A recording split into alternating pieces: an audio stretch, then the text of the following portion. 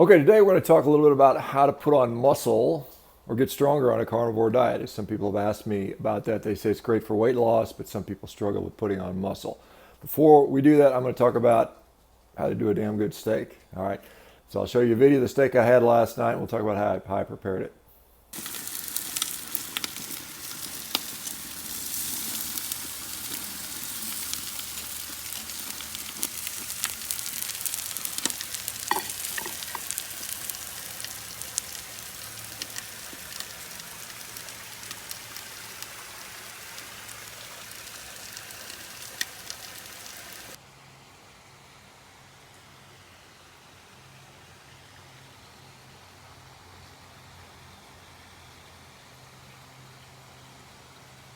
Okay, as you guys saw, that was about a 3 pound tomahawk steak, which I polished off for dinner last night.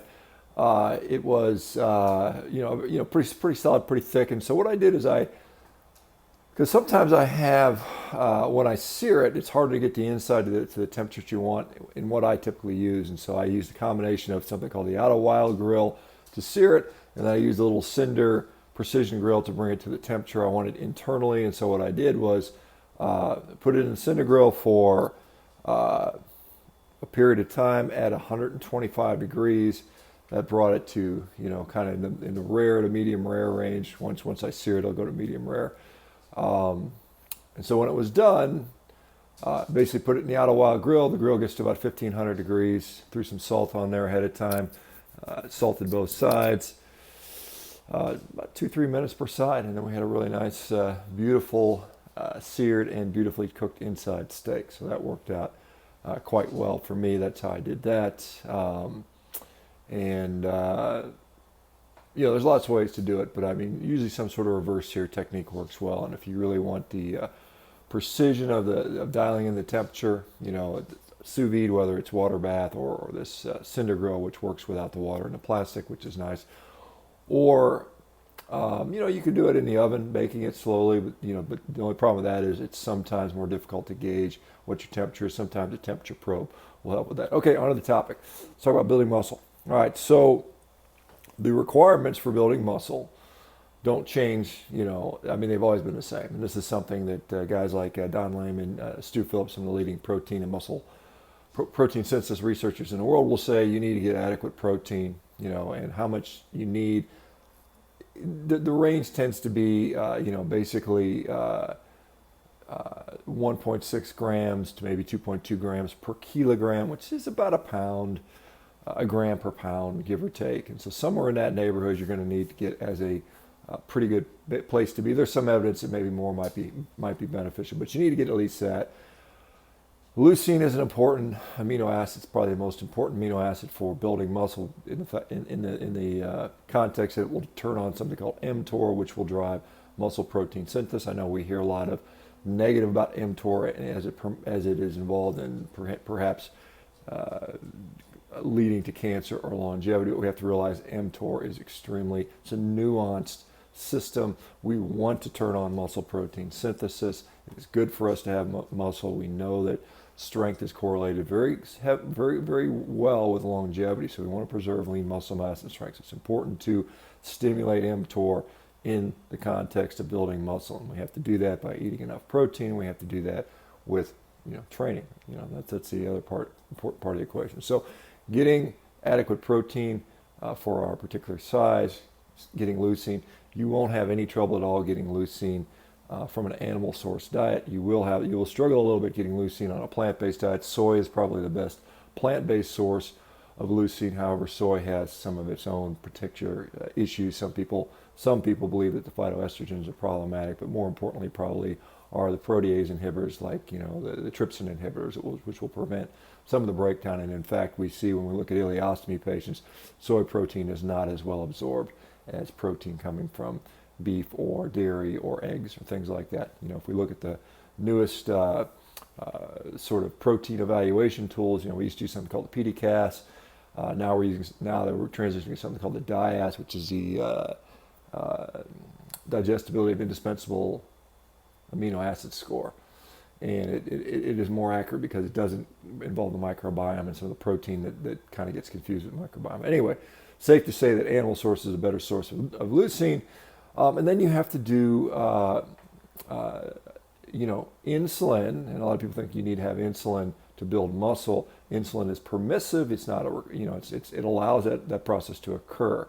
But the nice thing about it is the amount of insulin you get with stimulation of protein is adequate and sufficient, and you don't need any more. You don't need carbohydrates to drive your insulin up any higher to build muscle or to activate muscle protein synthesis. The literature is pretty clear on this. You can look at the research again. Stuart Phillips did this.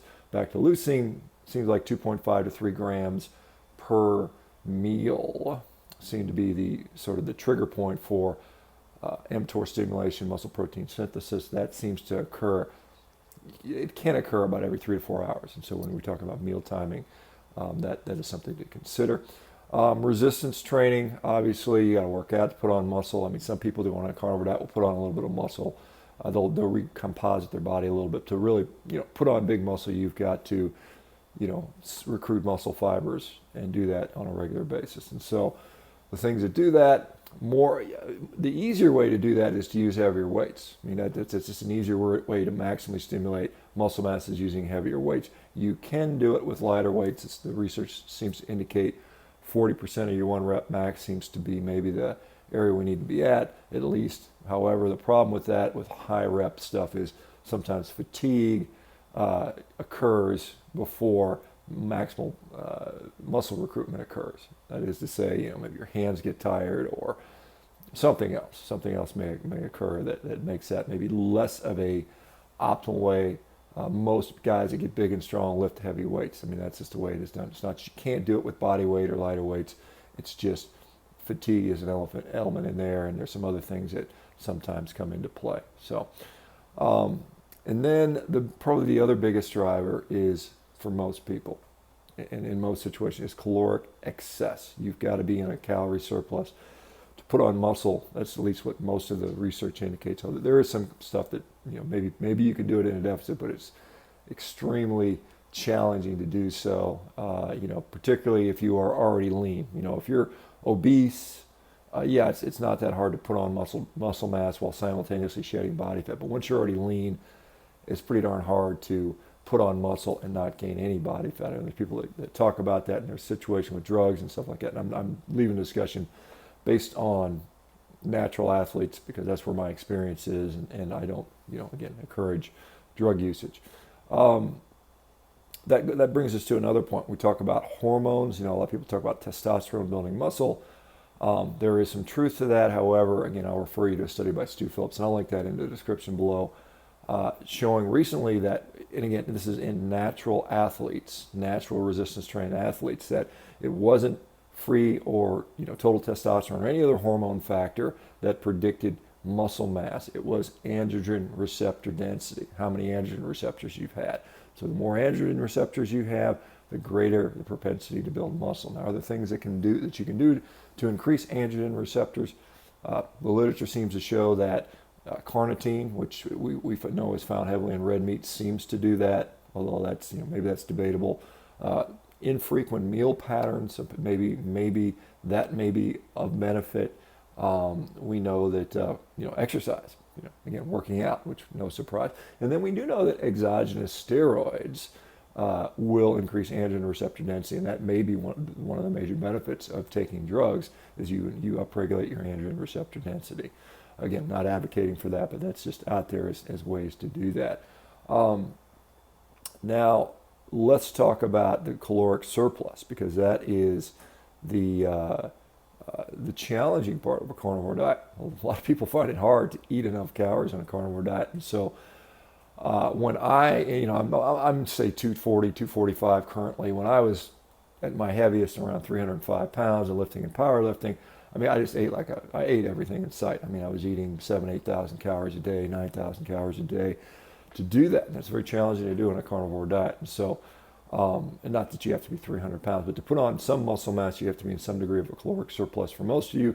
So the practical answer is most people will fall into an infrequent meal pattern on a carnivore diet, say twice a day. That's typically what I do now. I'm not really actively trying to put on a lot of muscle currently. It's more performance based, and that sort of stuff. But if we get to the point where we want to do that, then meal frequency becomes helpful. You might find that eating more frequently allows you to ingest more calories. Again, remember we talked about mTOR stimulation about every 3 to 4 hours. So meals about that frequently may allow you to stimulate mTOR and then also eat, a total more calories, because a lot of times you have to eat when you're not hungry. And a lot of these top, big strong men, eating is like a job, and they don't really enjoy it. I mean, they're just eating to build muscle, and it's not necessarily appetite driven. You've got to override your appetite, so to speak. You might gain some body fat at the same time, but again, if your goal is to put on muscle, that is something that's going to need to occur. All right. Carbohydrates, do they have a role in directly building muscle protein?